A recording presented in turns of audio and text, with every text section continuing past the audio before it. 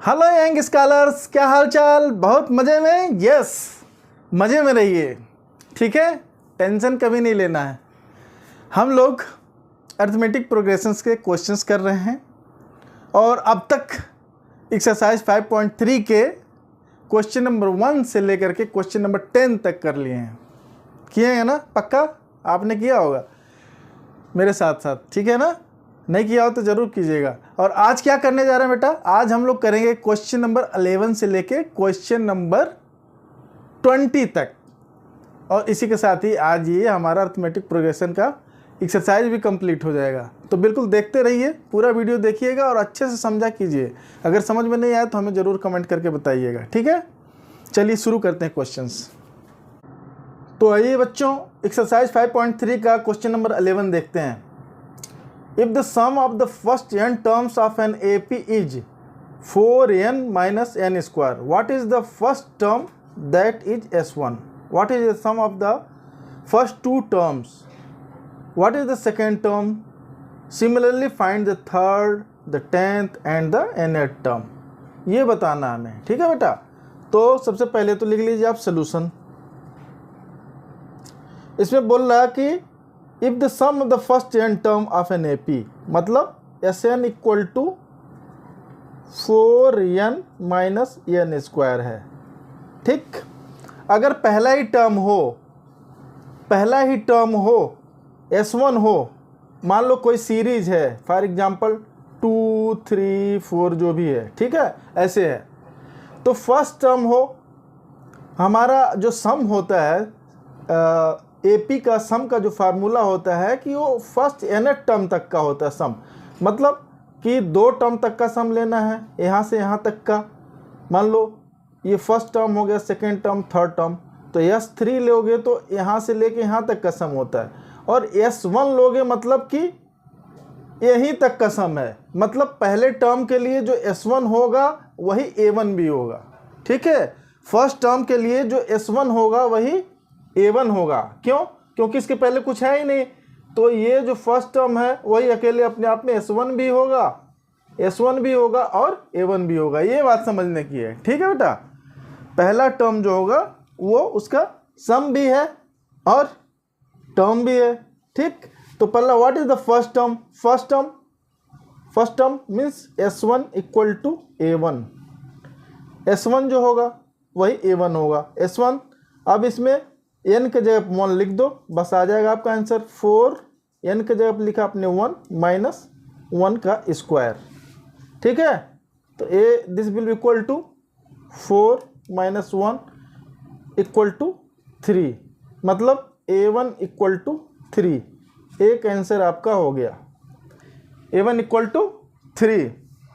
अब इसी तरीके से सपोज करो, अब दूसरा टर्म कैसे देखेंगे? पहला टर्म, दूसरा टर्म, इसमें इसको जोड़ के और इसको जोड़ के 2 निकाले हुए हैं, ठीक है। तो अगर इसमें से हम ये वाला निकाल दें, पहला वाला निकाल दें, तो नेचुरली सेकंड टर्म आएगा। देखो कैसे, मान लो 2 और 3 को फॉर एग्जांपल आप जोड़ रहे हो, 2 और 3 को, इसमें से 2 वाले यानी कि फर्स्ट टर्म को हटा दिया जाए तो बचेगा क्या? 3। यानी कि आप देख लो, S2 माइनस S1 कर दिया जाए। S2 मतलब इन दोनों का सम ऑफ द AP है। फार्मूले में आप करो क्या होगा?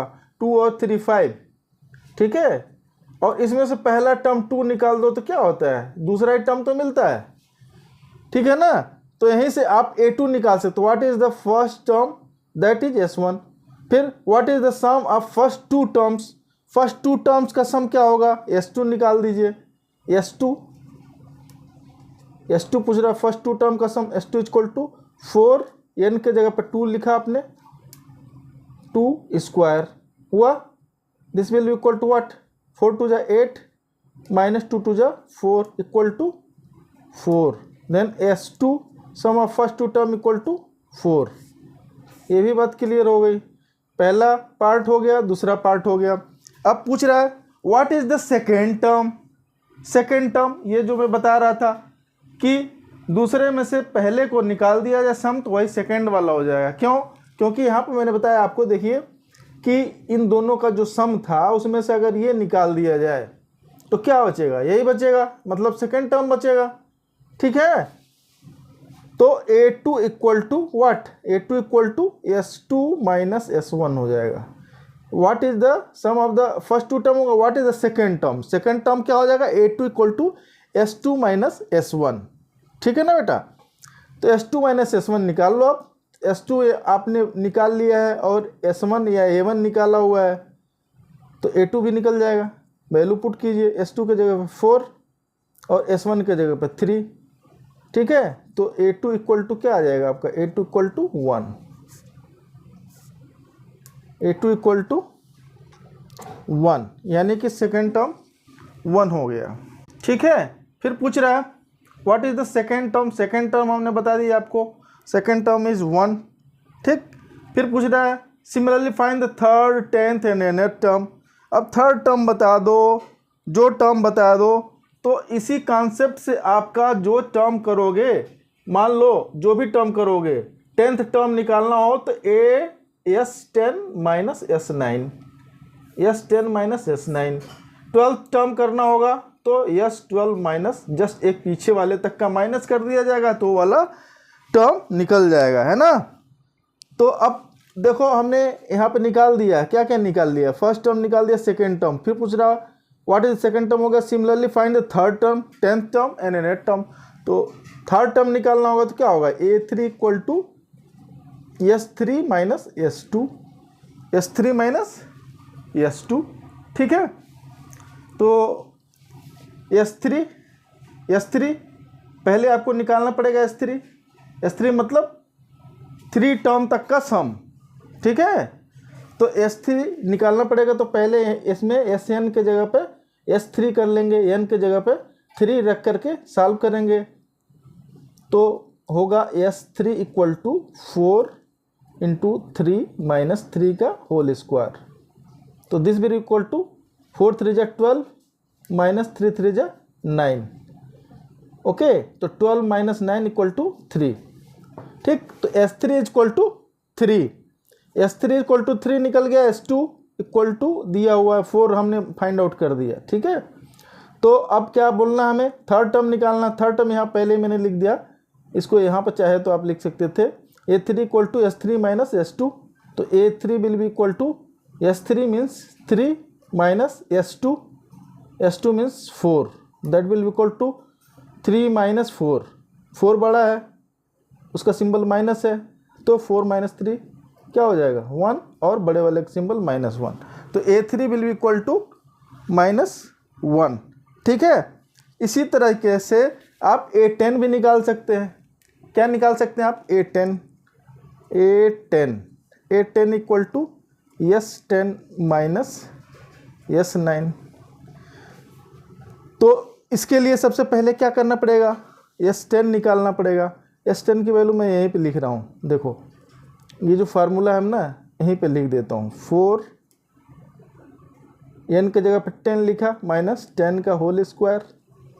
ठीक है, माइनस S9, ये हो गया आपका क्या, S10, और यहाँ पे 4 n के जगह पे 9 माइनस 9 का होल स्क्वायर। इसको सॉल्व कर लीजिए, दिस विल बी योर क्या, this will be your A10।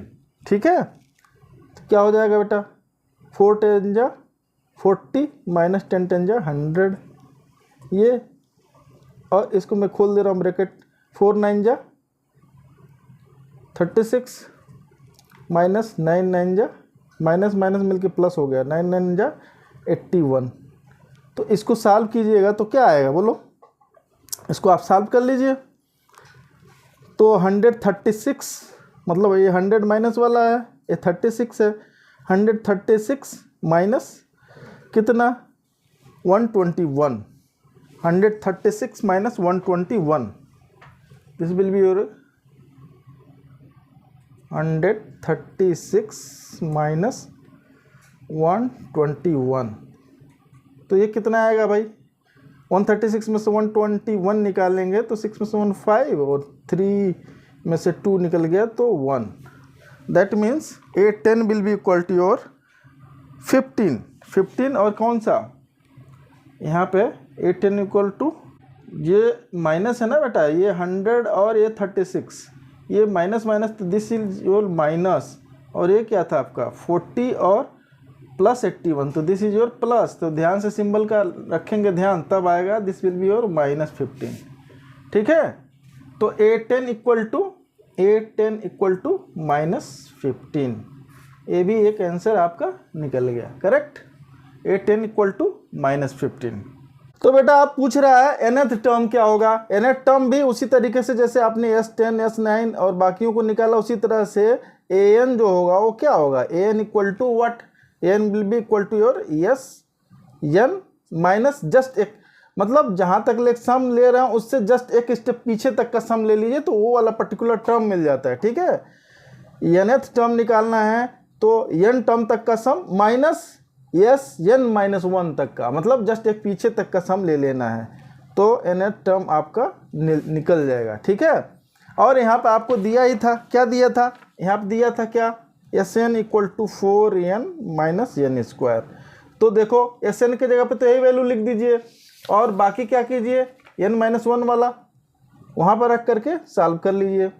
तो Sn के जगह पे 4n माइनस n स्क्वायर, ये तो दिया हुआ था, और एक -1 करना है, n में से एक -1 एक कम करना है, उसके बाद से इसी में वैल्यू n के जगह पे n-1 पुट करके लिख दीजिए।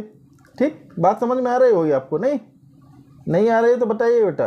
4n-1 माइनस n-1 का होल स्क्वायर, ये बात समझ में आई आपको, है ना।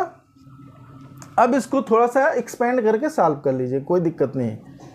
4n माइनस n स्क्वायर, इसको चाहे तो अभी ब्रैकेट रहने देते हैं ऐसे, चलो ठीक है। इसको खोलिए ब्रैकेट, 4n माइनस 4, और ये वाला ब्रैकेट खोलेंगे तो क्या होगा, n स्क्वायर क्या होगा भाई, यहाँ ब्रैकेट में आपके समझने के लिए लिख रहा हूँ एक बार और, minus n square plus 1 minus 2n, कौन सा फार्मूला, a माइनस बी का होल स्क्वायर वाला, ठीक है ना, ये फार्मूला आप लगा लीजिए। ठीक, अब इसके बाद से ब्रैकेट खोल दीजिए और सारे सिंबल जो होंगे वो अप्लाई कर दीजिए। कैसे होंगे, तो ये हो गया आपका 4n माइनस n स्क्वायर, ये हो गया माइनस 4n, ब्रैकेट खुला, इसके साथ प्लस है तो ये माइनस हो गया, ये क्या हो जाएगा, माइनस माइनस मिलके प्लस हो गया, +4।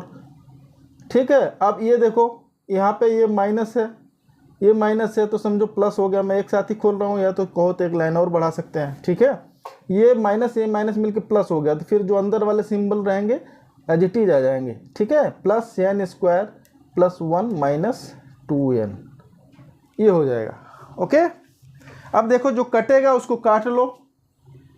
ठीक, तो ये वाला माइनस n स्क्वायर है, ये प्लस n स्क्वायर है, ख़त्म। और क्या कट रहा है, ये है 4n और ये है -4n, ये भी ख़त्म। ठीक है, तो बच्चा क्या, और ये 4 + 1 5 minus 2n, this will be equal to 5 minus 2n, this is your an।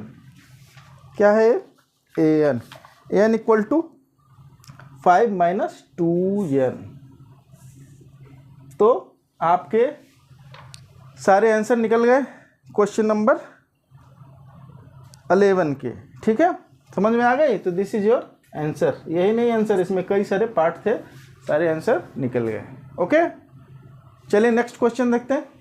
इसमें बोल रहा है बेटा, find the sum of the first 40 positive integers divisible by 6। देखो इंटीजर कैसे हो सकते हैं, इंटीजर नेगेटिव भी हो सकते हैं, पॉजिटिव भी हो सकते हैं, माइनस में, माइनस से होते हुए 0 से प्लस तक जाने हैं, लेकिन यहाँ पे ऐसे नहीं करने हैं। यहाँ पे बोल रहा है कि पॉजिटिव वाले लेने हैं। पॉजिटिव इंटीजर कहाँ शुरू होते हैं, 1 2 3 4 ऐसे चलते चले जाएंगे, है ना। लेकिन ये डिविजिबल है क्या, ये देखो ये डिविजिबल नहीं है, ये भी डिविजिबल नहीं है, किससे, 6 से। तो 6 से डिविजिबल तो तभी होंगे जब 6 के मल्टीपल्स होंगे, तभी तो डिविजिबल होंगे बेटा। जब 6 से तभी डिविजिबल होंगे जब 6 से मल्टीपल होंगे, यानी कि ये भी देखो नहीं कटेगा, ये भी 6 से डिवाइड करोगे तो नहीं होगा, ये देखो ये भी नहीं होगा, और 6 जैसे करोगे तो वो डिविजिबल हो गया, 6 1 जा 6। ठीक है, ये हो जाएगा। फिर इसी तरीके से चलते चले जाओगे तो बाकी नंबर नहीं आएंगे। क्या आएंगे, 7 आएगा आपको, 7 भी नहीं आएगा। तो 6 के मल्टीपल वाले ही डिविजिबल होंगे। ठीक है, बात समझ में आ गई ना आपको कि ये जो इंटीजर सारे 1 से नहीं हो पाएंगे, 6 से चलेंगे, 6 से चलेंगे और 6 6 6 6 उसमें ऐड होते जाएंगे, यानी कि 6 में 2 3 से मल्टीप्लाई करते चले जाएंगे। जैसे पहला वाला हो गया 6, इसके मल्टीपल्स निकालेंगे आप तो क्या होगा, 6 इंटू 1 तो 6 हो गया, 6 में 2 से मल्टीप्लाई करेंगे तो 12, या 6 + 6 करेंगे तो क्या हो जाएगा 12, 6 में 3 से करेंगे तो 18, ठीक है, 6 में 4 करेंगे 24। तो इस तरीके से ये नंबर बनेंगे जो कि आपके पॉजिटिव इंटीजर हैं और 6 से डिविजिबल हैं। ये बात आपको समझ में आ गई तो बस, बाकी कुछ नहीं है। ठीक है, तो ये देखो क्या नंबर बन रहे हैं इसमें, 6 12 18 24। ठीक है, तो अब बोल रहा है कि इस तरीके की जो नंबर्स बने उनका बोल रहा 40 पॉजिटिव इंटीजर्स लेना, सम बताना है जो कि 6 से डिविजिबल है। 6 से डिविजिबल है तो कहाँ से शुरू हो गया नंबर, मैंने बता दिया, पहला नंबर 6 हो गया। नेक्स्ट नंबर 6 + 6 बोलो या 6 × 2 बोलो तो क्या हो जाएगा 12। तीसरा नंबर, थर्ड नंबर, यानी कि थर्ड टर्म 6 12 और फिर क्या बना 18, फिर क्या बना 24 एंड सो ऑन 40 टर्म तक। ठीक है, अब देखो ये कौन सी सीरीज बन रही है, कौन सी सीरीज बन रही है। यहाँ पे देखो 12 में से 6 निकालोगे तो 6 है, 18 में से 12 निकालोगे 6 है, 24 में से 18 निकालोगे तो क्या है 6 है, यानी कि यहाँ पे डी। तो ये सीरीज कौन सी बन गई AP, दिस इज AP। ठीक है, as common difference is same for each consecutive terms. ठीक है, यानी कि डी आपका जो हो गया कितना हो गया, कोई भी दो में से कंजिक्यूटिव नेक्स्ट वाले इसमें से एक पीछे वाला निकाल लीजिए, 18 में से 12 निकाल लिया जो भी, तो क्या होगा D = 6। ठीक है, और इसमें फर्स्ट टर्म भी पता चल गया, कॉमन डिफरेंस भी पता चल गया, तो आप इजीली 40 टर्म तक का सम निकाल सकते हैं। ठीक है, n भी दिया हुआ यहाँ पे, n = कितना दिया है 40, तो यस 40 यानी 40 टर्म तक का सम क्या होगा n/2 मतलब 40/2। फार्मूला लगाएंगे, कौन सा फार्मूला, ये वाला, Sn = n/2 2a + n-1 × d। ठीक है, ये फार्मूला लगाइए और फटाफट कर लीजिए। 40/2 हो गया, 2 फर्स्ट टर्म हो गया 6 + 40 - 1 × d = 6।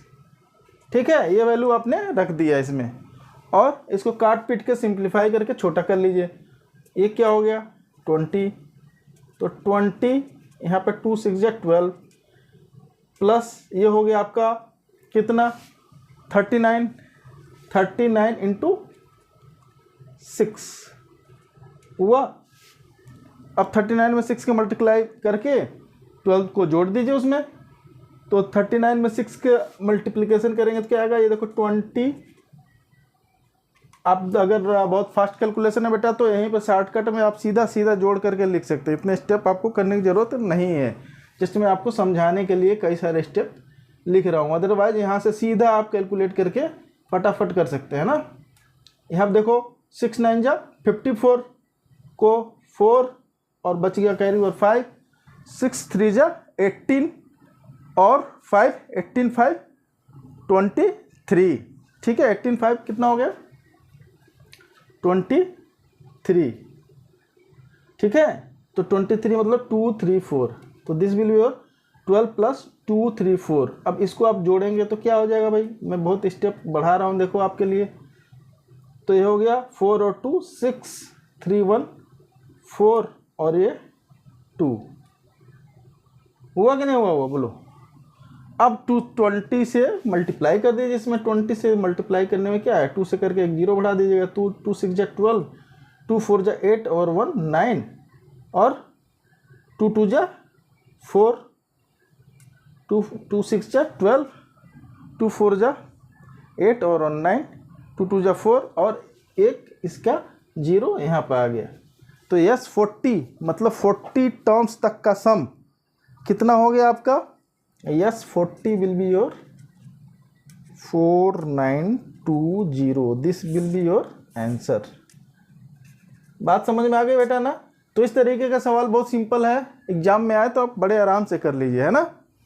कुछ नहीं करना है इसमें, खाली डिविजिबल देखना है, कभी मल्टीपल बोलेगा तो देख लेना है, ठीक है। जैसा कंडीशन बताया वैसा कर लीजिए, और कॉमन डिफरेंस देख लेना है कि भाई यहाँ तो अभी एपी वाला चैप्टर कर रहे हैं तो आपको पता चल जा रहा है कि एपी का ही है। अदरवाइज मान लो कोई और भी सीरीज जब पढ़ा दी जाएगी तब मिक्स करके दे दिया जाएगा, तो आपको देखना पड़ेगा कि एपी है कि नहीं है, तभी तो फार्मूला लगा पाओगे आप एपी का, है ना। चलिए नेक्स्ट क्वेश्चन देखते हैं। क्वेश्चन नंबर 13, इसमें बोल रहा है find the sum of the first 15 multiples of 8। अब लो भाई ए भी इसमें क्या है, इसको भी पहले तो सोल्यूशन लिख लीजिए भाई, ठीक है। ये और पिछला क्वेश्चन बिल्कुल एग्जैक्टली सेम है, इसमें भी मल्टीपल 8 का पूछ रहा हो, उसमें 6 का एक तरीके से हो गया था, है ना। तो find the sum of the first 15 multiples of 8। 8 के मल्टीपल 15 क्या क्या होंगे भाई? पहले मल्टीपल, पहला 8 का 8 इंटू 1 करोगे आप तो क्या हो जाएगा? 8 ही होगा, अभी बताए थे जैसे, मतलब 8 इंटू 2 करोगे तो क्या हो जाएगा? 8 2 जा 16। फिर 8 इंटू 3 करोगे तो क्या हो जाएगा? 8 3 जा 24 एंड सो ऑन, 15 टर्म तक का। तो इसमें देखो सीरीज क्या बन गई, सीरीज कैसी बनी? 8 16 24 एंड सो ऑन, ठीक है। तो यहाँ पे भी देखोगे तो आपका क्या होगा? 16 माइनस 8 तो 8 आ जाएगा, 24 माइनस 16 तो 8 आ जाएगा। तो यहाँ भी वही बात लिख दीजिए कि सिंस, यहाँ पे लिख देते हैं नहीं तो since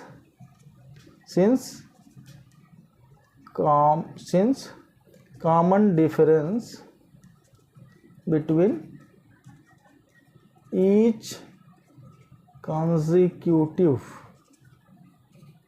term is same, so it is an AP। AP means arithmetic progression, ठीक है। तो जब AP हो गया तो D यहाँ पे देखो कॉमन डिफरेंस कितना हमने निकाल दिया था, कोई भी 16 माइनस 8 तो क्या हो गया भाई? 8, ठीक है।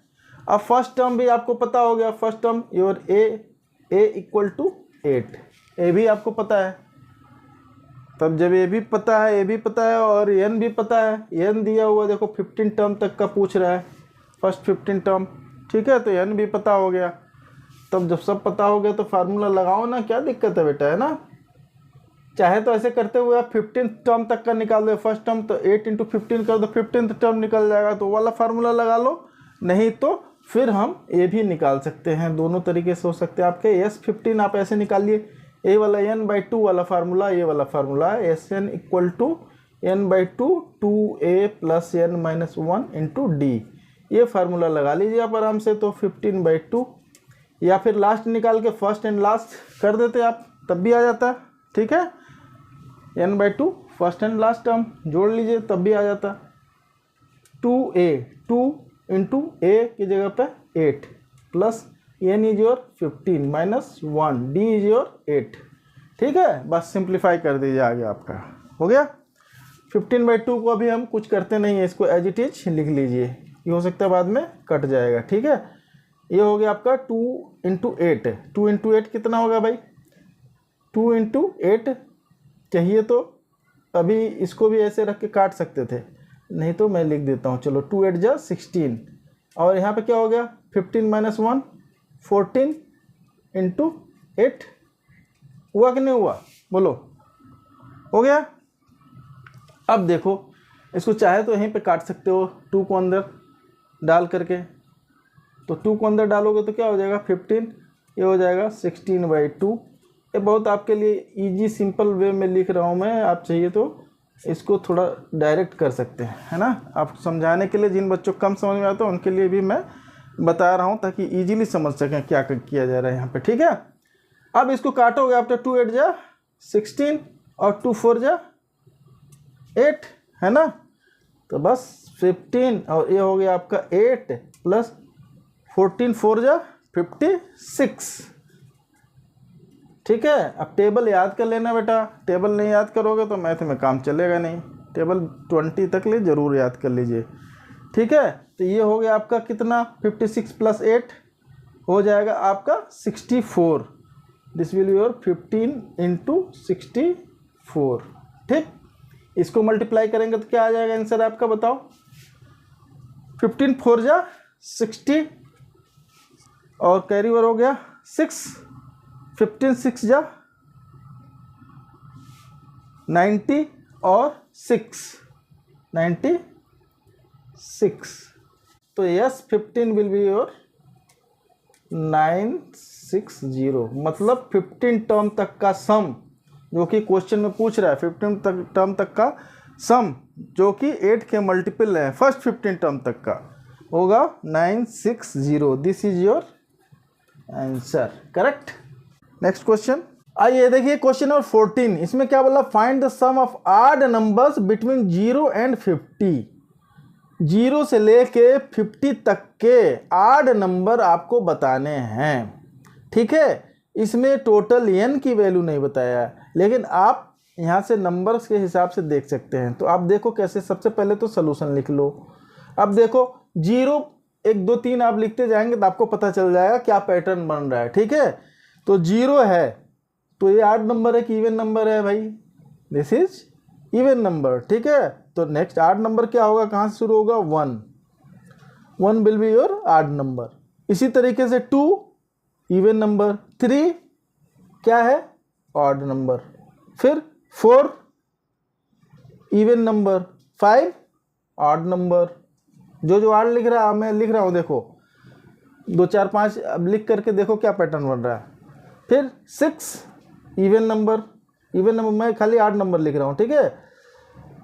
तो ये ऑड नंबर है, यहाँ पे चाहो तो ऊपर लिख दो ऑड नंबर्स क्या क्या हो जाएंगे, 1 3 5 6 नहीं होगा, फिर क्या होगा 7, फिर 8 नहीं होगा, फिर क्या हो गया 9, फिर 10 नहीं हुआ, फिर क्या हो गया 11। ऐसे ऐसे आप चलते चले जाएंगे, ठीक है। और लास्ट वाला देख लीजिए, लास्ट वाला 50 क्या है, इवन नंबर। उसके जस्ट एक पीछे आए आप, जस्ट एक पीछे आए तो कौन सा नंबर आया, 49। रिवर्स काउंटिंग में यहाँ से अगर जा रहे हैं तो 50 के पहले क्या आएगा, 49। तो 49 भी क्या है, आपका ऑड नंबर है, ठीक है। तो इसमें पैटर्न देखो क्या बन रहा है, यहाँ भी देखो पैटर्न क्या, 3 - 1 2 क्या बन रहा है, देखो 3 - 1 = 2, ठीक। इसी तरह 5 - 3 क्या बना, 2, 7 - 5 क्या बना, 2। तो क्या दिख रहा है आपको, कॉमन डिफरेंस सेम दिख रहा है फॉर ईच कंसेक्यूटिव टर्म। तो ए भी क्या हो जाएगा आपका, AP।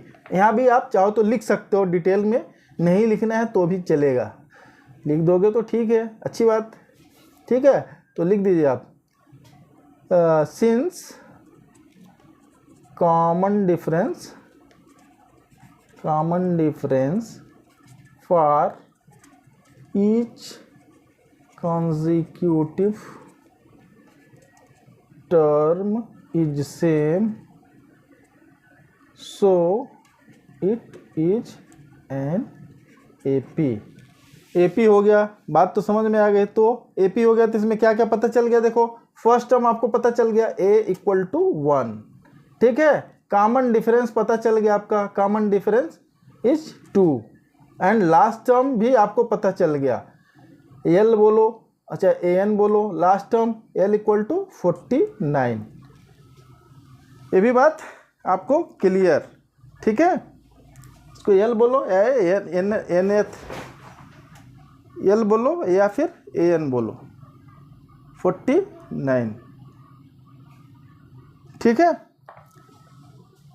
तो जब इतना कुछ पता चल गया, ये नहीं आपको पता नहीं चला इसमें नंबर ऑफ टर्म्स कितने हैं वो नहीं आपको पता है, तो आप चाहे तो निकाल सकते हैं। क्या निकाल सकते हैं, नंबर ऑफ टर्म्स। कैसे निकलेगा, AN = A + n - 1 × D, ये हो जाएगा।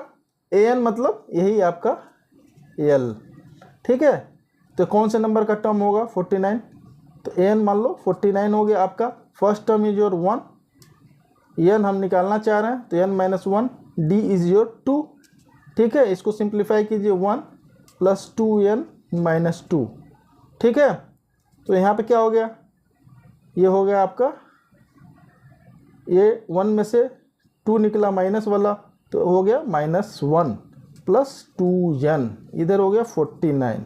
अब इस n1 को उस साइड में भेज देंगे आप, तो क्या हो जाएगा, 49 plus 1 equal to 2n, that means what, 2n equal to 50/50, ठीक है। तो n equal to 50/2, that means 25, n equal to what, n will be 25। तो n भी मिल गया आपको। तो अब क्या दिक्कत है भाई, अब जो पूछो हम बता देंगे फटाफट, ठीक है। तो 25 टर्म तक का सम हमको बताना है, तो बता दीजिए। कैसे बता देंगे भाई, देखो इस केस में S25 हमने लिखा मान लो, फिर क्या हो गया, आप n/2 लिखे, कौन सा, ये वाला फार्मूला चाहो तो लगा सकते हो। अब तो फर्स्ट एंड लास्ट पता ही है आपको, तो n/2 first term plus last term, ये भी करके निकाल सकते हो डायरेक्ट। तो n हो गया आपका 25/2, your first term is 1 and last term is 49, ठीक है। इसको क्या हो जाएगा, मतलब 25/2 इंटू 49 प्लस 1 50। अब ये देखो 2 से कट गया, क्या हो गया, ये भी 25। अब 25 इंटू 25 सारे बच्चों को पता है कितना होता है, जल्दी से बोलिए आप लोग, कितना होता है बेटा, 625, 25 का स्क्वायर है 625, ये याद रख लीजिए, बहुत बढ़िया वैल्यू है, ठीक है।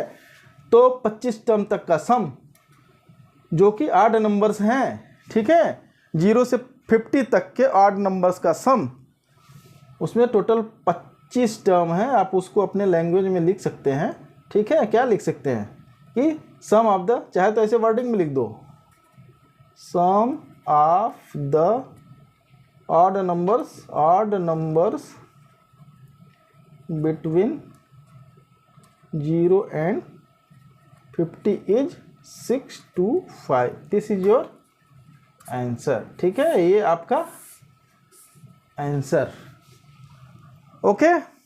तो आइए बच्चों क्वेश्चन 15 देखते हैं। इसमें क्या बोल रहा है, a contract on construction job specifies a penalty for delay of completion beyond a certain date as follows. Penalty मतलब फाइन लगाता है, जितना लेट होगा उतना फाइन। तो 200 rupees for the first day, पहले दिन लेट हुआ तो 200 का, ठीक है। और नेक्स्ट डे हुआ तो 250 का for the second day, and ₹300 for the third day, etc. The penalty for each succeeding day being ₹50 more than for the preceding day. मतलब पिछले दिन से नेक्स्ट डे जो फाइन होगी, पेनाल्टी होगी, वो 50 रुपये ज़्यादा है, ठीक है। How much money the contractor has to pay as penalty if he delayed the work by 30 days. अगर कॉन्ट्रैक्टर ने वर्क को 30 दिन से ज़्यादा, 30 दिन का लेट किया, तो उसको कितना पेनाल्टी देना पड़ेगा, है ना। The contractor has to pay as penalty if he delayed the work by 30 days, 30 दिन तक का, ठीक है। तो पहले काम क्या कीजिए आप, सोल्यूशन लिख लिया हमने, ठीक है। चलिए देखिए क्या हुआ है। अब ये देखिए 200 से फर्स्ट डे से हम खाली फाइन उसका पेनाल्टी जोड़ रहे हैं, ठीक है। तो फर्स्ट डे की फ़ाइन कितनी हो गई, 200 रुपीज़, ठीक। नेक्स्ट डे जो फाइन हुई आपकी या उसकी कॉन्ट्रैक्टर की कितनी, 250, ठीक। उसके बाद नेक्स्ट डे 300, ऐसे करते करते ये first day, second day, third day, मतलब 30th term, first term is your first day का पेनाल्टी, और 30th term means 30th day का पेनाल्टी। 30th डे का कितना हुआ, ठीक है। How much money the contractor has to pay as penalty if he delayed the work by 30। तो 30 days तक का टोटल पेनाल्टी बताना है, ठीक है। टोटल पेनाल्टी बताना है 30 डे तक, ठीक है। तो ऐसे चलता जाएगा। ये 30th टर्म हमको नहीं पता अभी कितना है, 30 डे का निकालना है। Then for the penalty how much money the contractor है टू पे, इसमें जोड़ते चले जाएंगे 30 टर्म तक, ठीक है। तो यहाँ पे देखिए क्या दिया हुआ है, ए दिया हुआ है, मतलब फर्स्ट टर्म योर 200, ठीक है। कॉमन डिफरेंस डी मिल जाएगा आपको, कितना हो जाएगा, हर दे की फाइन 50-50 बढ़ रही है, मीन्स 250 माइनस 200 बोल लीजिए आप, तो ये हो गया 50 रुपीज़। रुपीज़ मैं नहीं लिख रहा हूँ अभी, ठीक है। तो ये हो गया आपका 50। और क्या, और एन कितना है यहाँ पे, एन इज योर 30 डेज, मतलब 30 हो गया। बात समझ में आ रही है ना आपको। तो 30 डेज तक का सम बता देना है। क्यों, कैसे सम बताएंगे, ये कौन सा सीरीज है, एपी ए भी होगा। क्यों, क्योंकि कॉमन डिफरेंस यहाँ पे सब में सेम है, आप चाहिए तो यहाँ पे लिख भी दे सकते हैं, है ना। तो this is the series is AP.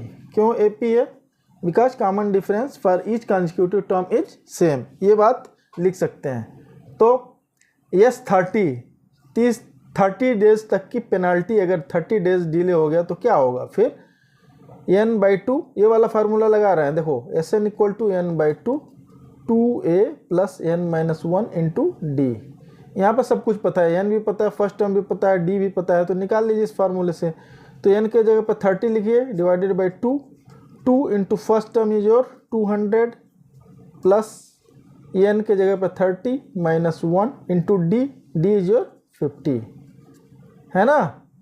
हुआ कि नहीं बोलो, ये हो गया आपका 30 में 2 से डिवाइड करेंगे तो होगा 15, यहाँ पर होगा 2 2 जा 400 प्लस 29 इंटू 50 हो जाएगा, होगा ना, बिल्कुल। आप इसको सिंप्लीफाई कर लीजिए, बस आ जाएगा फटाफट आंसर, इसमें ज़्यादा कुछ है नहीं। अब इसमें बड़ी कमाल की बात है, देखो इतना बड़ा सा क्वेश्चन है, जैसे लग रहा है कितना मुश्किल चीज़ होगा, लेकिन इतना मुश्किल है नहीं, ठीक है ना।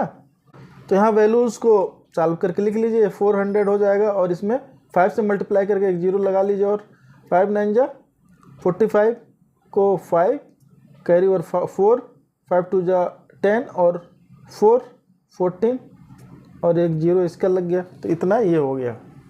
ठीक है कि नहीं, ठीक है बोलो। ठीक होगा तो आपका आंसर आ जाएगा, नहीं तो फिर गड़बड़ कैलकुलेशन करेंगे तो कैसे आएगा। 15, अब इसको जोड़ करके इंटू कर लीजिए भाई, ये तो आपको पता होगा, फटाफट करना है ना। तो कितना हो जाएगा, 450 400 कितना हो जाएगा, 1450 1850 हो जाएगा ना। अब इसमें मल्टीप्लाई कर लो भाई, मल्टीप्लाई करेंगे आप तो कितना आ जाएगा, मल्टीप्लाई कर लीजिए। 1850 में 15 से मल्टीप्लाई करेंगे तो आएगा आपका 27750, यस 30 इक्वल टू 27550। और ये क्या है, ये रुपीज़ है, इतना रुपीज़ का फाइन यानी पेनल्टी लगेगा। ठीक है, तो टोटल पेनल्टी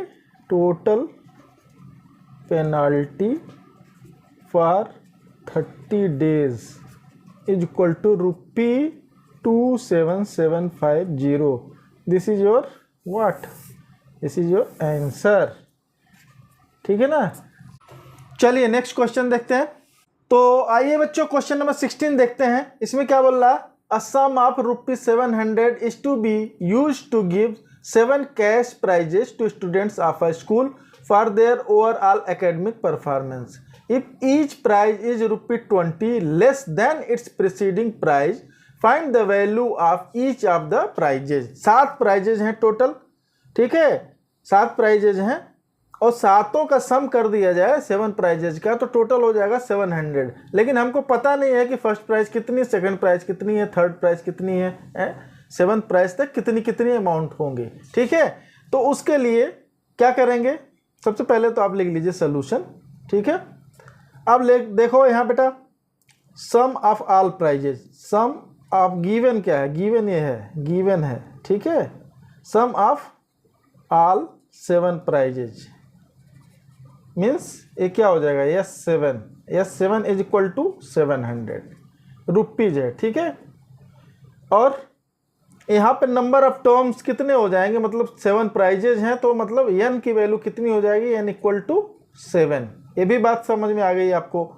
और क्या है, कॉमन डिफरेंस यहाँ पे 20 कम होते जा रहा है, तो कॉमन डिफरेंस कितना हो जाएगा, -20 आएगा। ठीक है, क्या आएगा कॉमन डिफरेंस, -20। ठीक है, कॉमन डिफरेंस कितना आएगा यहाँ पे, common difference will be equal to -20। अभी मैं आपको दिखाता हूँ कैसे -20 आएगा। चलिए, हमने मान लिया, एज्यूम कर लिया कि हमारी जो प्राइजेज हैं, फर्स्ट प्राइज सपोज करो ए है, यानी कि फर्स्ट टर्म आपका ए हो गया, ये फर्स्ट प्राइज है। ठीक है, नेक्स्ट जो प्राइज होगा उससे 20 रुपया कम है, 20 रुपीज कम, means next prize is a -20 हो गया। बात समझ में आ रही है ना आपको। फिर उसके बाद वाली जो प्राइज होगी इसमें से 20 और माइनस हो जाएगा, मतलब a -20 मतलब a -40 हो गया। ठीक है, उसके बाद वाली जो प्राइज होगी फोर्थ प्राइज, a -20 40 के साथ में और 20 माइनस हो जाएगा तो a -60 हो जाएगा। ऐसे करते करते आपके सातों प्राइजेज चले जाएंगे ऐसे। ठीक है, तो यहाँ पे आप देखिए कॉमन डिफरेंस कितना है, यहाँ पे भी कॉमन डिफरेंस -20, बाद वाले में से पहले वाले को माइनस करेंगे तो -20 आएगा। करके देखिए, आप करके देखना है। देखो d निकालना हो तो क्या करोगे, मान लो इसी में से a -20 माइनस a करोगे तो a कट गया तो बचा क्या, -20, यानी कॉमन डिफरेंस -20 है सभी कॉन्जिक्यूटिव टर्म्स के बीच में। इसीलिए तो the series is AP, the series is AP। ये भी बात आपको पता चल गई। जब AP पता चल गई, N भी पता है, D भी पता है, तो लगा दो सम का फार्मूला फटाक से और सॉल्व कर लो बेटा। ठीक है, तो S7 will be equal to what, 7/2, 7/2। फिर 2a हमको नहीं पता है, a फर्स्ट टर्म हमको नहीं पता है, प्लस n -1, n कितना है 7 -1, और d भी हमको पता है -20, ब्रैकेट क्लोज किए। अब S7 की वैल्यू भी दिया हुआ कितना, 700, तो 700 भी हम लिख देते हैं यहीं पे चाहिए तो लिख देते हैं यहाँ। तो 7/2 लिखे आप, 2a लिखिए, प्लस अब ये देखो 7 में से 1 निकल गया तो कितना बचा, 6 और 2, 6 2 जा 12, और वो भी कितना होगा, 6 2 जा 12 और एक 0 ये वाला, तो -120 ये होगा माइनस में। माइनस में क्यों हुआ, ये प्लस है माइनस में मिलके माइनस। बात समझ में आया आपको ना। अब इसको थोड़ा सा और सिंप्लीफाई कर दो चाहो। देखो 7 को 700 में डिवाइड कर दो, 700 को 7 से डिवाइड करेंगे तो कितना होगा, या कट करेंगे तो कितना होगा, 100, 7 1 जा 7 और 2 तो 0। ठीक है, अब इसको क्या करोगे, इधर ले आओ, मल्टीप्लाई कर दो, क्रॉस मल्टीप्लिकेशन, 2 को उधर ले जाओगे तो हो जाएगा 200 इक्वल टू 2a, ये देखो -120 हो जाएगा, प्लस माइनस -20, तो 2a will be equal to 200 plus 120। ये भी बात आपको समझ में आ गई ना, 200 प्लस 120, तो ये टोटल कितना हो गया, 2a इक्वल टू कितना, 320। बात समझ में आ रही ना।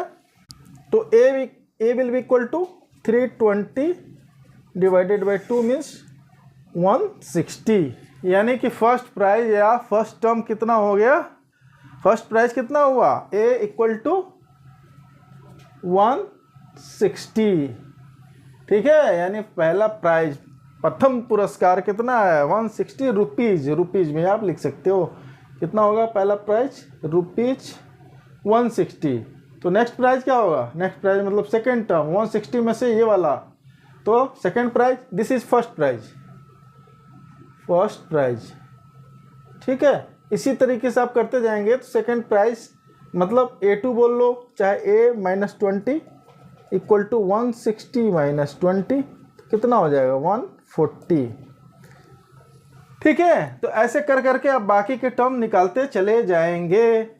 तो फर्स्ट प्राइज हो गया आपका 160, इसमें से 20 माइनस किए, सेकेंड प्राइज आ गया 140। ठीक है, उसके बाद 20 माइनस हो जाएगा इसमें नेक्स्ट वाले में, तो कितना हो जाएगा 120, फिर इसमें 20 माइनस हो गया तो कितना हो जाएगा भाई 100, फिर माइनस हो जाएगा तो कितना हो जाएगा 80, फिर माइनस हो जाएगा 20 तो कितना हो जाएगा 60, 7 हो गया कि नहीं, 1 2 3 4 5 6, एक और आएगा, इसमें से 20 माइनस हो गया तो 40। तो दिस इज योर आंसर। ये आपके 7 प्राइजेज हैं, ठीक है, 7 प्राइजेज। 7 प्राइजेज कितने हो गए भाई, ये रुपीज़ में है, ठीक है, आप रुपीज़ लिखना है तो रुपीज़ लिख दीजिए, सब रुपीज़ में है वैल्यू, करेक्ट। तो दिस इज योर आंसर। यहीं पे बाहर ही आप लिख सकते हैं, इसमें 7 प्राइजेस इन रुपीज़, एक साथ ही बार बार रुपीज़ लिखने की जगह पे यहीं पे लिख लीजिए इकट्ठा इन रुपीज़, ठीक ना बेटा। तो आपको 7 प्राइजेस पता चल गई। चले नेक्स्ट क्वेश्चन। आए बेटा क्वेश्चन नंबर 17 देखते हैं, इसमें क्या बोल रहा है, बहुत देखो लंबा सा क्वेश्चन है, लेकिन लंबा क्वेश्चन देख के कभी भी आपको घबराना नहीं है ना। लंबा क्वेश्चन का कोई बहुत लंबा आंसर सोल्यूशन नहीं होता है, आप ध्यान से पढ़िए क्वेश्चन को, बहुत बार लंबा देखने में रहता है और रहता बहुत छोटा सा है, ठीक है। तो क्या बोल रहा है, in a school students thought of planting trees in and around the school to reduce air pollution, ठीक है भाई, अच्छी बात, अच्छा काम कर रहे हैं, एयर पॉल्यूशन कम करने के लिए प्लांटिंग कर रहे हैं। It was decided that the number of trees that each section of each class will plant will be the same as the class, जो क्लास होगा उसी के हिसाब से प्लांटेशन करेगा।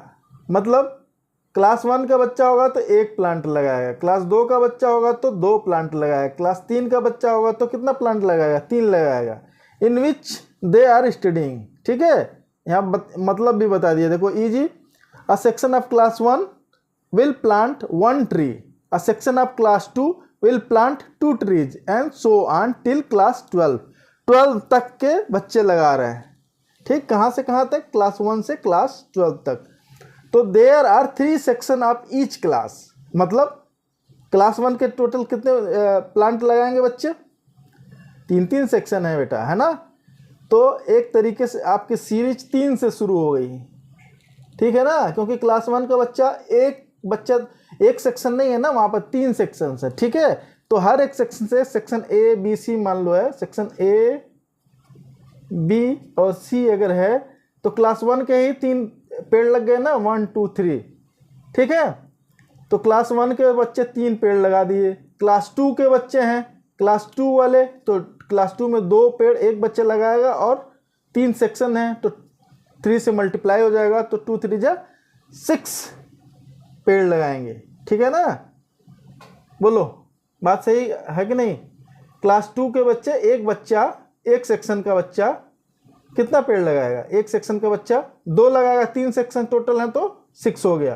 फिर इसी तरीके क्लास 3 का बच्चा, 3 बच्चे हैं, 3 पेड़ लगाने हैं क्लास 3 के बच्चे को, तो 3 सेक्शन भी है तो ये कितना हो जाएगा, इंटू 3। तो इस तरीके से पेड़ लगा रहे हैं। तो how many trees will be planted by the student, total कितने पेड़ लग जाएंगे, ठीक है। करें, देखिए बहुत इजी, इसमें भी क्या है, क्लास 1 का आप देखो, प्लांटिंग बाय क्लास 1, प्लांट्स लिखो चाहो, प्लांट्स बाय क्लास 1 क्या हो जाएगा, एक सेक्शन इंटू 3 सेक्शन, एक क्लास 1 का बच्चा एक पेड़ लगा रहा है तो 3 सेक्शन है, तीनों मिलाकर कितने हो गए, 3, ठीक है। इसी तरह से प्लांट्स बाय क्लास 2, तो 2 के बच्चे हैं 2 पेड़ लगाएंगे, और 3 से इसमें भी मल्टीप्लिकेशन हो गया तो कितना बना, 6, ठीक है। और इसी तरीके से चलता चला जाएगा। अब देखो प्लांट्स बाय क्लास 3 के बच्चे कितने लगाएंगे, 3 इंटू 3 इक्वल टू 9, ठीक है। प्लांट्स बाय क्लास 4 ये कितने लगाएंगे भाई, जल्दी बताइए आप। क्लास 4 का बच्चा 4 पेड़ लगाने, उनको 3 सेक्शन है तो कितने हो गए, 4 3 जा 12, ठीक है। तो सीरीज, दो series will be form, what series will be form, then series will be formed like this, कैसे बनेगी, 3 6 9 12 एंड सो ऑन, ठीक है। तो एच कॉमन डिफरेंस अब दो कॉन्जिक्यूटिव टर्म्स, देखो 6 में से 3 गया 3, 9 में से 6 गया 3, 12 में से 9 गया 3, मतलब कॉमन डिफरेंस यहाँ पे 3 है। क्या है कॉमन डिफरेंस? 3। ठीक है, तो this is a series with common difference D equal to कितना? 3। ओके, तो देखो 1 से लेकर 12 तक के क्लासेस हैं, तो नंबर ऑफ टर्म्स कितने हो गए? 12। First term is your 3 and last term भी ऐसे करके आप देख सकते हो, लेकिन लास्ट टर्म वाला फार्मूला लगाना हो तो अदरवाइज यहाँ पे देखो फर्स्ट टर्म आपको पता है 3, डी आपको पता चल गया, डी क्या पता चला? 3, और एन कितना है? एन इज योर 12, क्योंकि टोटल 12 टर्म्स हैं यहाँ पे। ठीक है, तो सबके सम बताना है कितने टोटल ट्री लग गए, मतलब इस एपी का, इस अरिथमेटिक प्रोग्रेशन का सम आपको निकाल देना है।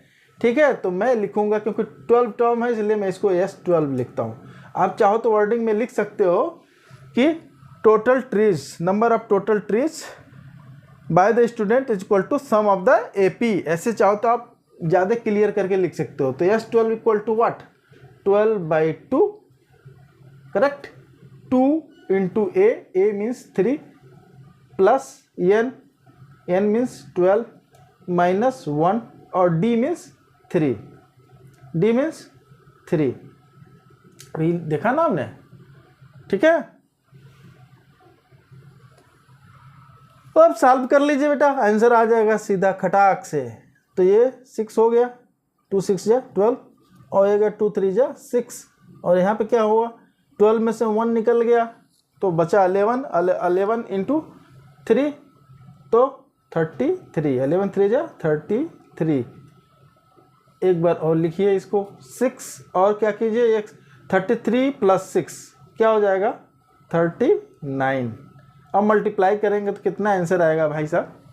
करके देखिए, 6 9 जा 54 का 4 और कैरी ओवर 5 हो गया, 6 3 जा 18 और 5 23। ठीक है, तो टोटल नंबर ऑफ ट्रीज कितने हो गए? Total number of trees, so total number of trees planted by students equal to 2 3 4। This is your what? This is your answer, correct. बिल्कुल सही, समझ में आ रहा ना? मज़ा भी आ रहा होगा, कितना बड़ा बड़ा सवाल है और जरा सा सलूशन करना पड़ रहा है। मज़ा आ रहा ना? यस, मज़ा आ रहा है तो वीडियो को लाइक कर दीजिएगा बेटा, है ना? समझ में आ रहा तो भी बताइएगा, ना समझ में आ रहा तो भी कमेंट करके बताइएगा सर ये चीज़ समझ में नहीं आई। ठीक है, ताकि मैं उसको आपको अच्छे से समझा सकूं बाद में, है ना? और क्या कीजिएगा, चैनल पर नए हैं तो चैनल को सब्सक्राइब कीजिए और दोस्तों को शेयर भी कीजिए। ठीक है, चलें नेक्स्ट क्वेश्चन। आइए बेटा क्वेश्चन नंबर 18 देखते हैं। इसमें क्या बोल रहा है? Spiral is made up of successive semi circle with centers alternatively at A and B, starting with center at A of radii 0.5 centimeter, 0.5 centimeter, 1 centimeter, 1.5 centimeter, 2 centimeter and so on as shown in figure. What is the total length of such a spiral made up of 13 consecutive semicircles?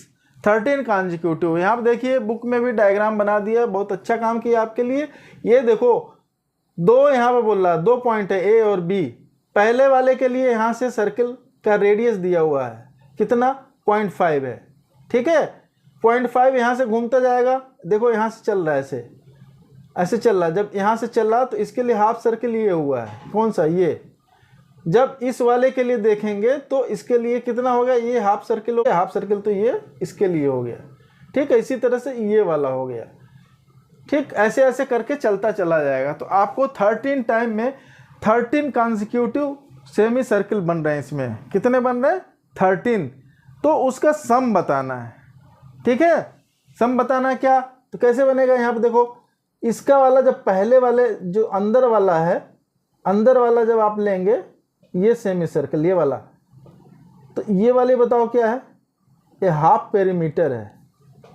तो perimeter of circle कितना होता है 2 पाई r, तो half circle का perimeter कितना हुआ है, कितना हुआ पेरीमीटर, ये वाली कितनी हुई हाफ का, हाफ सर्किल का पेरीमीटर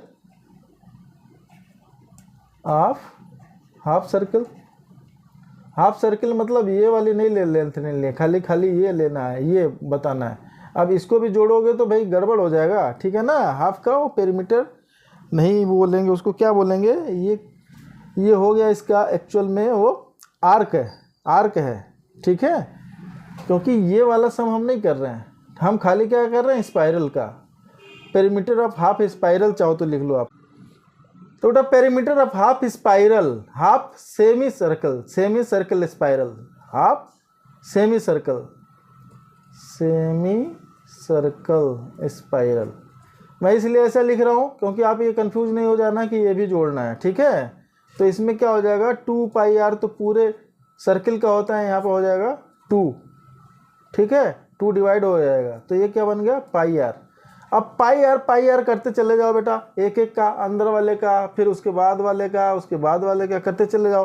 तो जो सबसे अंदर वाला है इसका कितना होगा पाई, पाई अभी हम रहने देते हैं, पहला वाला सेमी सर्किल, ठीक है, पाई, और आर इसका कितना होगा 0.5, ठीक है ना। तो 0.5 को आप क्या लिख सकते हो, पाई 0.5 में रहने दो, या तो फिर 1/2 इसको लिख सकते हो, यानी कि पाई/2 या 1/2 पाई हो जाएगा ना, बोलो। तो इस वाले का निकल गया। अब जब इस वाले नेक्स्ट वाले सेमी सर्कल के जाओगे स्पाइरल में, तो इसके लिए तो ये कितना हो चुका है, ये 0.5 मिलके कितना हो गया, ये 1 हो गया, इसका रेडियस 1 हो गया। तो सेकंड के लिए, सेकंड सेमी सर्कुलर स्पाइरल के लिए क्या हो जाएगा भाई, इसके लिए सेकंड वाले के लिए हो जाएगा आपका, देखो फिर वही पाई आर में, पाई आर अब कितना है 1, मतलब पाई। फिर थर्ड के लिए, थर्ड, ठीक है, थर्ड के लिए, थर्ड सेमी सर्कुलर स्पाइरल, इसकी लेंथ कितनी होगी, लेंथ बोल लो, लेंथ ये तो पूछ रहा ना, तो as in figure what is the total length, ठीक है। तो सबका लेंथ हम निकाल के सम कर देंगे, सम कर देंगे, तो वही आपका टोटल निकल जाएगा। तो third semi circular spiral length लिख दो आप हर जगह, स्पाइरल लेंथ, पेरीमीटर से अच्छा हम लेंथ लिखते हैं, क्योंकि ये कंफ्यूज हो रहा है, क्योंकि इसमें मैं डायमीटर वाला सेक्शन नहीं ले रहा हूँ, ठीक है।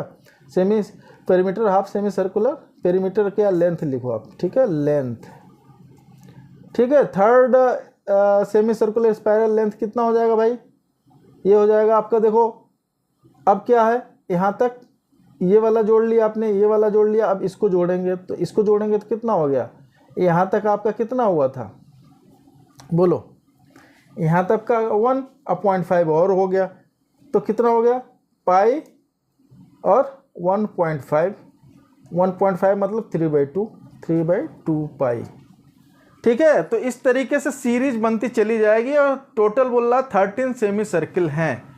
तो सीरीज, तो फॉर्म्ड सीरीज कैसे बनेगी, ये बनेगी, पहला वाला टर्म जो हो जाएगा आपका पाई/2, नेक्स्ट टर्म बना पाई, उसके बाद क्या बना 3/2 पाई, एंड सो ऑन 13 टर्म तक, ठीक है। तो यहाँ पर देखो पाई में से पाई/2 निकालोगे तो कितना बचेगा, हाफ पाई बचेगा ना, एंड 1.5 में से पाई निकालोगे तो भी हाफ बचेगा। तो कॉमन डिफरेंस क्या हो गया, common difference equal to what, common difference is your half pi, क्या हुआ हाफ पाई, यानी कि पाई/2। बात समझ में आ रही है ना।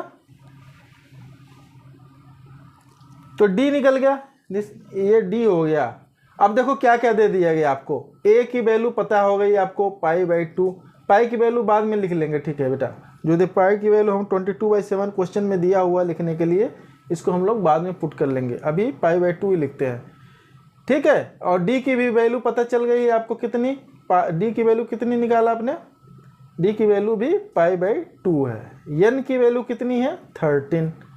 तो भैया बस अब AP है, it is an AP, it is N AP। सो क्या हो जाएगा, यस 13 सेक्शन है, पूरे 13 स्पाइरल का सम करना है, 13 हाफ सर्कुलर स्पाइरल, ठीक है। तो yes 13 will be equal to 13/2, ठीक। टोटल 13 बताया ना, 13 कॉन्सिक्यूटिव सेमी सर्कल, ठीक है। तो 13/2 और 2a की जगह पर π/2 प्लस n-1 मतलब 13-1 इंटू कॉमन डिफरेंस, यहाँ पे कॉमन डिफरेंस इज और π/2। बस बेटा इसको सॉल्व कर लीजिए, आपका आंसर फटाक से निकल आएगा। बस कंडीशन ये है कि आपका कैलकुलेशन सही होना चाहिए, जब कैलकुलेशन ही अगर गलत कर देंगे तब तो भैया क्या होगा, हैं तो गलत ही होना है। आप कर लीजिए इसको 13/2, यहाँ से क्या करेंगे π/2 कॉमन हम निकाल लेते हैं, चलो ठीक है। यहाँ पे देखो, यहाँ भी π/2 क्या हो जाएगा, कॉमन निकल आया, यहाँ क्या बचा 2, और यहाँ क्या बच गया 12 बचा ना, 13 में से 1 निकल गया 12, ठीक है। अब देखो ये हो गया 13/2, ऐसे लिख दिए। अब यहाँ पर चाहिए तो पाई के जगह पर 22/7 लिख लेते हैं, 22/7 इंटू 2 इंटू 2, ठीक है। ऐसे लिख लीजिए आप अपने हिसाब से, हैं। और ये क्या हो गया आपका 12 to 14, बोलो समझ में आया नहीं, आ गया ना, पक्का कि कच्चा। ये 2 है, देखना बेटा ये 2 है, ठीक है। अब 7 2 जा 14, लो कट गया 2। अब ये 2 से ये 2 कट गया, ठीक है। ये 2 से ये काटोगे तो ये 11 हो गया। अब 13 इंटू 11 कर लो, बहुत आसान हो गया। 13 इंटू 11 कीजिए आप, कितना आएगा, 11 3 जा 33 को 3, 11 1 जा 11 और 3, 11 3 कितना 14, 11 और 3 14, तो यस 13। ये 143 सेंटीमीटर में आएगा, क्योंकि सारे के सारे हमारे वैल्यू जो हैं सेंटीमीटर में हैं, करेक्ट। तो हमारा sum of all 13 consecutive semi circles is 143 centimetre, this will be your answer. तो क्या लिखेंगे हम, जो क्वेश्चन पूछा उसी हिसाब से लिख दीजिए। टोटल लेंथ ऑफ ऑल, यहाँ पे लिखिए ऐसे, जो जैसा क्वेश्चन में पूछा वही लिखिए, total length of 13 consecutive semi circles is equal to what 143 centimetre. यहाँ पर सेंटीमीटर लिखिए, बीच में कैलकुलेशन में नहीं किए कोई बात नहीं, लेकिन आंसर में जरूर यूनिट के साथ लिखना बेटा, है ना। तो this is your answer, correct. बिल्कुल बढ़िया, समझ में आया कि नहीं, बोलो। नहीं समझ में आया बताना, डायग्राम और क्वेश्चन देख के डरने की ज़रूरत नहीं है, ठीक है ना। बस यही ध्यान देना है कि ये देखो यहाँ पे 2πr पूरे का होता है, एक सर्किल आप ले तो 2πr होता है, तो उसमें आधा का कर्व ले रहे हैं ये। तो मैं पेरीमीटर इसीलिए नहीं बोल रहा था कि पेरीमीटर किसी भी शेप का आप लोगे तो ये भी जोड़ना चाहिए, लेकिन यहाँ पे इसको नहीं जोड़ने की बात है, इसीलिए खाली स्पाइरल की बात कर रहा हूँ मैं। बात समझ में आ रही है ना। तो पूरे का 2πr होता है यहाँ से यहाँ तक का, तो आधे का खाली हम ये ले रहे हैं, है ना। चलें नेक्स्ट क्वेश्चन देखें। आइए बेटा क्वेश्चन नंबर 19 देखते हैं। इसमें क्या बोल रहा है, 200 lakhs are stacked in the following manner, 20 lakhs in the bottom row, 19 in the next row, 18 in the row next to it, so on. कहाँ पे, किताब में इस तरीके का आपका डायग्राम बना हुआ है, आप देखो लॉग जो है ना, लॉग ऐसा, ये बोल रहा है यहाँ पे देखो आप 200 लाख सबसे नीचे है, फिर नहीं 20 लाख सबसे नीचे हैं, और उसके बाद से क्या है 19 इन द नेक्स्ट रो में है, 18 उसमें एक एक कम होते जा रहा है, एक एक कम होते जा रहा है। तो बहुत मज़ेदार हो गया। फिर क्या दिक्कत है भाई, कॉमन डिफरेंस दिख गया आपको, ठीक है। पूछ रहा है क्या, ऐसे अरेंज किया हुआ एक एक कम करके, ठीक है, एक एक कम करके अरेंज किया है। मतलब यहाँ पे नीचे वाले में देखोगे ऐसे तो टोटल कितना है 20 लाख इन द बॉटम, फिर एक कम हो गया 19। मतलब सीरीज क्या बन रही है आपको, देखो पहले सीरीज बनी 20, फिर नेक्स्ट नंबर क्या बना 19, फिर नेक्स्ट क्या बना 18, फिर 17 एंड सो ऑन, ऐसा करके बना हुआ है, ठीक है। ऐसे लॉग रखे हुए हैं। लॉग मतलब लकड़ी के मोटे मोटे टुकड़े, सर्कुलर टुकड़े जो बड़े पीसेस होते हैं उसको लॉग बोलते हैं, है ना। क्वेश्चन देके कभी भी डरना नहीं बेटा, है। In how many rows are the 20 logs placed and how many logs are in the top row. दो चीजें पूछ रहा है, कितने रोज में रखे हुए हैं, कितने रोज मतलब नंबर ऑफ टर्म्स। यहाँ फर्स्ट टर्म सेकेंड टर्म, जैसे first term second term third term ऐसे करते हो तो कितने टोटल रोज हैं, मतलब number of term n number of terms पूछ रहा है। क्या पूछ रहा है, नंबर ऑफ टर्म्स। और क्या पूछ रहा है, और पूछ रहा है how many logs are in the top row. Top row मतलब लास्ट, एन की वैल्यू एन या फिर एल कितना है, लास्ट टर्म कितना है वो पूछ रहा है। क्या पूछ रहा है, लास्ट टर्म पूछ रहा है, ठीक है। और दिया क्या है, दिया है क्या के क्वेश्चन में, ये सब गिवन है, ये गिवन था। अब देखो गिवन क्या है, इसमें गिवन में सम दिया हुआ है, यस एन बोलो, एस एन इक्वल टू 200 लिखता हूं, ठीक है, ठीक। तो आप कर लीजिए, बहुत आसान क्वेश्चन हो गया। अब देखो यहाँ पे ए भी क्या बन रहा है, एक AP, it is an AP, चाहे series is an AP with common difference D equal to 1। तो आप फार्मूला लगा दो सम वाला का, एपी का, S n equal to n by 2। तो आप सपने में भी आपको आ रहा होगा, इतना easy formula. n minus 1 into D लिखिए, मैं फिर लिख दिया आपके लिए। आप देखो एस वैल्यू सारी रख दो, टोटल कितने लॉग्स हैं, ये आपके 200, n हमको नहीं पता है, वही नंबर ऑफ रोज हो जाएगा आपका 2। फर्स्ट रो जो नीचे वाली बॉटम वाली रो थी वो प्लस। अब देखो बेटा एक चीज़ और ध्यान देखना, यहाँ पे एक गलती हो रही है। क्या गलती हो रही है कि डी जो है एक्चुअल में सेकेंड टर्म से फर्स्ट टर्म निकालेंगे तो 19 में से 20 निकालोगे तो ये होना चाहिए माइनस, कितना होना चाहिए, ये होगा -1। बात समझ में आ रही है ना, common difference will be your -1, ठीक है, -1 लिखना है, गलती से गलत मत कर देना, है ना। तो यहाँ पे एन के जगह पे कितना हमको नहीं पता है, n माइनस 1 लिखे और डी की जगह पे -1, करेक्ट। अब इसको सॉल्व करिए फटाफट और आंसर निकालिए, क्या हो जाएगा बेटा। देखो अब इसको मान लो इधर कर लेते हैं, 2 को 200 से मल्टीप्लाई करेंगे तो 400 हो जाएगा, ठीक। n को ऐसे छोड़ देते हैं, ये देखो 2 2 जा 4 और एक 0, और इसको अंदर करेंगे मल्टीप्लाई करेंगे तो होगा -1 और इंटू n -n और प्लस -1 और -1 मिलके +1, ये हो जाएगा। होगा कि नहीं बोलो, होगा पक्की बात। तो ये हो गया 400 इक्वल टू n, ये हो गया आपका 4 और 1 41 माइनस n। देख लो मज़ेदार चीज़ बन रहा है, कुछ मज़ेदार बन रहा है ना। क्या बन रहा है भाई, अब इसको थोड़ा और सिंप्लीफाई करेंगे तो शेप आ जाएगा। अब देखो 41n माइनस n स्क्वायर, इसका हुआ ना। अब इसको क्या करो, इस साइड में ले जाओ, 400 के साइड में ले जाओ ये वाली सारी चीज़, तो क्या बनेगा, ये बन जाएगा आपका एक क्वाड्रेटिक इक्वेशन, n स्क्वायर, ये हो जाएगा माइनस में हो जाएगा, उधर जाएगा तो 41n, ये प्लस में हो गया माइनस में हो गया, और ये इधर ही ले जा रहे हैं तो ये +400 इक्वल टू 0। अब ये बन गया बेटा एक क्वाड्रेटिक इक्वेशन।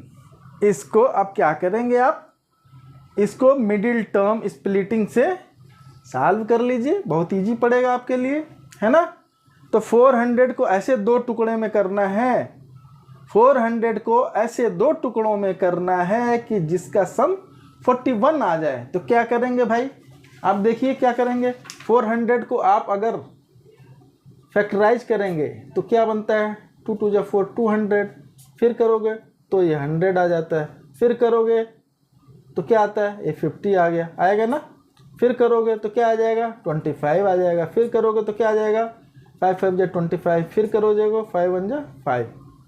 ठीक है, मतलब अब देख लो, 2 2 जा 4 2 जा 8 2 जा 8 2 जा 16 16 5 जा 80 और 85 जा 400 हो गया ना। बहुत सही, बहुत सही। तो अब इसको दो टुकड़े में सारे फैक्टर को करना है जिसका सम 41 आ जाए। तो कैसे आएगा भाई, देखो कैसे कैसे आएगा, कैसे कैसे आएगा बताइए आप। इसमें आप करेंगे 2 2 जा 4 2 जा 8 2 जा 16, इसको करोगे 16 प्लस 5 5 जा 25। अब इन दोनों को जोड़ लो, 6 5 11 और 2 1 3 और इसका कैरी ओवर वाला आ गया तो 41, यानी 16 और 25 इसके दो टुकड़े बन गए। तो यही आपका मिडिल टर्म स्प्लिटिंग हो जाएगा। तो कीजिए, कोई दिक्कत नहीं। यहाँ पे लिखिए n स्क्वायर माइनस बड़ा वाला नंबर में पहले लिख देता हूँ 25n माइनस, अब चूंकि प्लस है तो दोनों में कोई भी पहले लिखिए, दोनों में दिक्कत नहीं, दोनों माइनस के साथ लिखना है क्योंकि यहाँ पे माइनस है ना। तो ये हो गया 16n। मिडिल टर्म स्प्लिटिंग अगर आपको समझ में नहीं आता है तो हमारे और वीडियो देख लीजिए, क्वाड्रेटिक इक्वेशन वाले देख लीजिए, उसमें बहुत ढेर सारे सवाल इस टाइप के हैं। ठीक है, तो इक्वल टू 0। बात समझ में आई ना आपको। अब यहाँ पे देखो n कॉमन हो गया तो बचा n माइनस 25, यहाँ पे माइनस कॉमन हो गया 16 कॉमन लीजिए और बचा क्या, n माइनस 25 बचा ना, इक्वल टू 0। अब यहाँ पे देखो क्या हो जाएगा, n माइनस 25 एक ब्रैकेट में आ जाएगा और n माइनस 16 दूसरे ब्रैकेट में हो जाएगा। तो अब क्या दिख रहा है कि नंबर जो हैं आपके, या तो ये 0 होगा तब 0 हो जाएगा आंसर, या तो ये 0 होगा तब 0 हो, या दोनों 0 हो, ऐसा भी है। तो n can be, n will be 25 और 16, मतलब कि टोटल रोज कितने हो सकते हैं, 25 और 16। टोटल रोज कितने हो सकते हैं, 16 और 25। ठीक है, लेकिन पक्का गारंटी के साथ कौन बोलेंगे कितने रो हैं इसमें, कितने रो हैं। तो उसको जानने के लिए आप टर्म निकाल लीजिए। अब लास्ट टर्म निकालेंगे, लास्ट टर्म निकाल के देखिए क्या निकालेंगे। लास्ट टर्म अगर आप निकालेंगे तो क्या होगा, टोटल नंबर 25 है, नंबर ऑफ लॉग 25 हो रहा है, तो क्या होगा 25th रो का अगर निकालेंगे आप तो इसमें क्या आएगा, 25th टर्म अगर निकालेंगे A25 equal to A plus n minus 1D वाला फार्मूला लगाया जाए तो 25th टर्म की वैल्यू अगर पूछा जाए तो क्या हो जाएगा, फर्स्ट टर्म जो 20 है ना, प्लस n मान लो 25, हम 25 तक ले हमारा रोज बन रहा है, मतलब 25 तक ले हमारे रो में रखे हुए हैं। 25 माइनस 1 इंटू डी यहाँ पर हमारा एक एक कम होते जा रहा है इसलिए -1 है। ठीक है, तो ये हो गया आपका 20 प्लस 24 ये हो जाएगा, और यहाँ पर माइनस है तो ये माइनस हो जाएगा, यानी कि आंसर क्या होगा -4। अब बताओ बेटा -4 हो सकता है क्या भाई, नंबर ऑफ जो लॉग्स हैं वो पॉजिटिव में ही होंगे कोई ना कोई, या तो 0 होंगे, ज़्यादा से ज़्यादा माइनस में कैसे हो जाएंगे। ठीक है, तो so n equal to 25 is not possible, ये पॉसिबल नहीं है। Therefore number of rows is equal to 16। एक आंसर हो गया आपका 16। और 16th रो में कितने, हाउ मैनी लॉग्स, कितने लॉग्स हैं 16 रो में वो निकाल दीजिए बस इसी फार्मूले से। A16 इक्वल टू ए के जगह पे कितना 20 प्लस एन के जगह पे 16 माइनस 1 डी के जगह पे -1 सॉल्व करेंगे हो जाएगा 20 प्लस 15 और ये देखो माइनस से करेंगे तो यहाँ पे क्या हो जाएगा -1। तो ये क्या होगा 20 माइनस 15 20 माइनस 15 मतलब 5। अब ये देखो पॉजिटिव में भी आ गया। तो 16th रो में टोटल नंबर ऑफ लॉग्स कितने हो गए 5। ठीक है, बात समझ में आई ना। 16th रो में टोटल नंबर ऑफ लॉग्स कितने हो गए भाई 5। ओके, तो आंसर कितना हो गया, आंसर क्या लिखेंगे, number of rows equal to 16 and number of logs in last row equal to 5। तो दिस इज योर आंसर। ठीक है ना, तो दिस इज योर आंसर।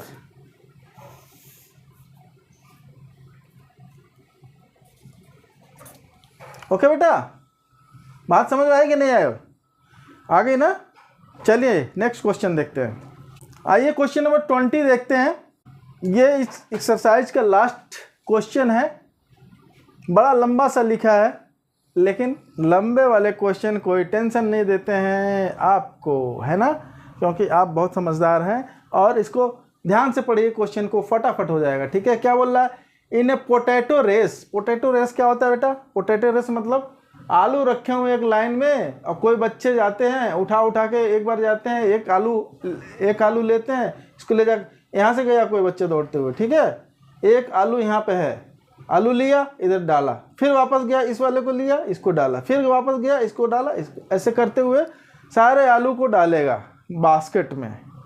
ठीक है, तो बोल रहा देखो क्या, in a potato race a bucket is placed at starting point. जहाँ से दौड़ शुरू होती है ना वहीं पे है, यहाँ पे दौड़ना शुरू होगा, यहाँ पे बकेट रखा हुआ है। ठीक है, potato bucket which is 5 centimetre from the first potato. मतलब ये पहला वाला आलू जो रखा है वहाँ से ये 5 सेंटीमीटर की दूरी पे ये वाली डिस्टेंस है। ठीक है, 5 सेंटीमीटर की दूरी पे are placed from the first potato and other potatoes are placed 3 metre. Centimetre नहीं बेटा, मीटर है। ठीक है, अगर मैंने सेंटीमीटर कहीं बोला है गलती से तो आप उसको करेक्ट कर लीजिएगा, ये मीटर में सारे हैं वैल्यूज। ठीक है, तो ये है आपकी 5 मीटर पहला वाला है। उसके बाद सब बाकी के जो आलू रखे हुए हैं 3-3 मीटर पर रखे हुए हैं इन ए स्ट्रेट लाइन। और देयर आर 10 पोटैटोज। कितने पोटैटो हैं बेटा, टोटल 10 पोटैटोज हैं। मतलब यहाँ तक ले जाओगे तो पहला वाला, दूसरा, तीसरा, चौथा, ऐसे 10 पोटैटो रखे हैं।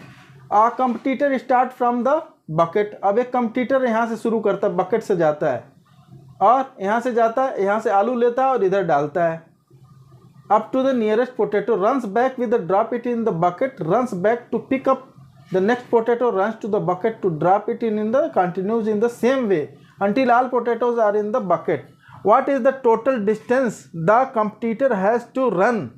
Total distance कितने रन करेंगे? तो भैया आप इसको कैसे भी कर सकते हो, लेकिन आप तो अभी तो ऐसे ही आप गेस कर ले रहे हो कि एपी का चैप्टर चल रहा है तो इसमें एपी यूज करना होगा कहीं ना कहीं, है ना।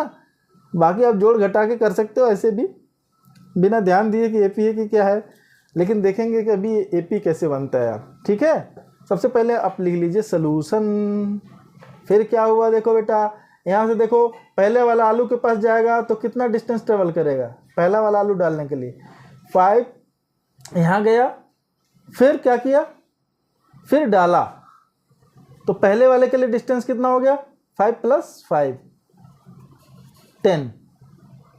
ठीक, जब नेक्स्ट वाला डाला तो क्या हो गया, यहाँ पे 5 तो था ही, अब क्या हुआ, यहाँ से जब डाल करके लौटेगा तो कितना है, यहाँ तक ले 5 ट्रेवल किया और उसके बाद से जो नेक्स्ट आलू किया वो 3 मीटर पे है। ठीक है, तो क्या बना आपका, यहाँ से फिर स्टार्टिंग पॉइंट पे आ गया ना, यहाँ से लिया 5, इधर गया ना, ये 5 ट्रेवल किया। ठीक है, और यहाँ फिर स्टार्टिंग पॉइंट पहुँच गया तो 5 5 10 हो गया। अब फिर यहाँ से स्टार्टिंग पॉइंट से नेक्स्ट वाले पे जाएगा, तो यहाँ पे नेक्स्ट पे जाएगा तो कितना हो जाएगा बेटा, ये 5 और 3 कितना ट्रेवल किया, 5 3 बोलो 8 8 एक साइड का ट्रेवल किया, 5 और 3 8 ट्रेवल किया इधर, और फिर 8 ट्रेवल रखने के लिए गया, है ना, 8 इधर से ट्रेवल किया, फिर 8 रखने के लिए भी गया, तो 8 इंटू प्लस 8 सेकेंड डिस्टेंस हो गया, मतलब सेकेंड नंबर हो गया। और थर्ड में इसी तरीके से क्या हो गया, थर्ड में 3 और जुड़ते जाएगा, मतलब अब कितना हो गया, आप देखो यहाँ पे, आप देखते जाओगे, ये 5 5 कितना हो गया 10, और 8 8 16। फिर अब नेक्स्ट वाला देखो, देखो क्या बनेगा। तो आपका ये सेकंड आलू तक ले अब कितना डिस्टेंस ट्रेवल कर रहा है, देखो 5 ये प्लस 3 8, 5 प्लस 5 प्लस 3 8, तो 8 गया और 8 आया, ये 16 हो गया। फिर नेक्स्ट वाला जब जाएगा तो यहाँ तक ले 8 था और 3 और जाएगा, तो 8 और 3 11, 11 गया और फिर 11 लौटा भी, मतलब कितना हो गया, कितना हो गया। इसमें चाहिए तो आप 2 टाइम्स मल्टीप्लाई कर दो, 2 बार जोड़ने के बजाय 2 से मल्टीप्लाई कर दो, बात एक ही, ये 2 बार गया आया तो, है ना। तो ये कितना हो जाएगा आपका 22। इसी तरह नेक्स्ट टाइम जाएगा तो 3 और जुड़ जाएगा, तो 11 और 3 कितना हो जाएगा, 11 और 3 हो जाएगा आपका 14 जाने का और 14 आने का, तो ये वाला 14 14 कितना हो जाएगा, ये हो गया आपका 28। इस तरीके से चलता चला जाएगा, कितने आलू तक ले, 10 बार, पहला वाला, दूसरा वाला, तीसरा वाला, 10th आलू तक ले जाएगा, 10th आलू तक जाएगा, 10 टर्म्स, 10th टर्म तक, ठीक है। तो अब यहाँ पे देखो क्या हो रहा है, ये देखो 16 में से 10 निकल गया तो कितना बचा 6, 22 में से 6 निकल गया तो आपका 6, 28 में से 22 निकल गया तो 6, ठीक है। तो यहाँ पे लिख देंगे चाहे तो, since common difference for each consecutive term is same, so the series is AP, the formed series is the formed series is AP, यहाँ पे AP फॉर्म हो रही है, ठीक है। अब ये जो AP फॉर्म हुई है, इसका देखो क्या क्या मिल गया आपका, A मिल गया आपका 10, कॉमन डिफरेंस देखो 16 में से 10 निकाल दीजिए तो आप D इक्वल टू कितना, कोई सा भी 2 टर्म, 16 माइनस 10 निकाल लो तो कितना है 6, यह ना आपको पता है कितना 10। जब इतना कुछ पता हो गया भाई साहब, तो सम निकालना, टोटल डिस्टेंस का सम निकालना, तो सम इसी सीरीज का सम निकाल लीजिए बस। तो यस 10 में लिखता हूँ क्योंकि 10 टर्म्स हैं, इसलिए 10/2 2a 2 इंटू ए के जगह पे 10 प्लस n के जगह पे 10 minus 1 into d is your 6, ठीक, करेक्ट। अब सिंप्लीफाई कर दीजिए, काटेंगे अब तो क्या होगा, 2 5 जा 10, ये क्या हो जाएगा 10 2 जा 20, ये क्या हो जाएगा 10 में से 1 निकल गया 9, 9 6 जा 54। भाई साहब जोड़ दीजिए अब इसको फटाक से, जोड़ के लिख दीजिए, मल्टीप्लाई कर लीजिए, 5 इंटू 20 प्लस 54, ये कितना हो जाएगा भैया 74। कोई कन्फ्यूज़न, कोई प्रॉब्लम नहीं है ना, बस मल्टीप्लाई कर दीजिए 5 में 74 का, 5 4 जा 20 और 5 7 जा 35 और 2 37 और 2 39 हो जाएगा कि नहीं हो जाएगा, बोलो। 5 4 जा 20 और 5 7 जा 35 और 2 37, क्या बात करते हो यार। इसको 5 में 74 से मल्टीप्लाई कर दीजिए तो क्या हो जाएगा, 5 4 जा 20 कैरी वर्ड 2, 5 7 जा 35 और 2 37, तो S10 इक्वल टू 370। तो ठीक है, तो total distance covered by a competitor कितना हो गया, जितना कि सभी डिस्टेंस का सम हो गया।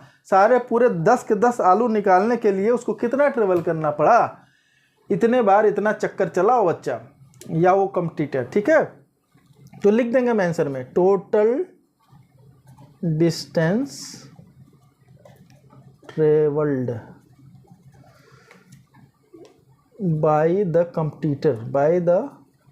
Competitor equal to 370 metre.